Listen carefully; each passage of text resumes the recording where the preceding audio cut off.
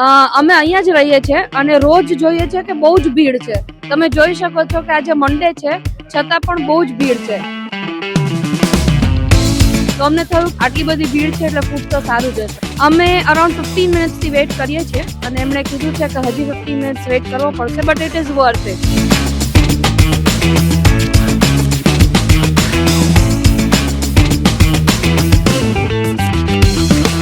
Finally ma'am તમારો number આવી ગયો.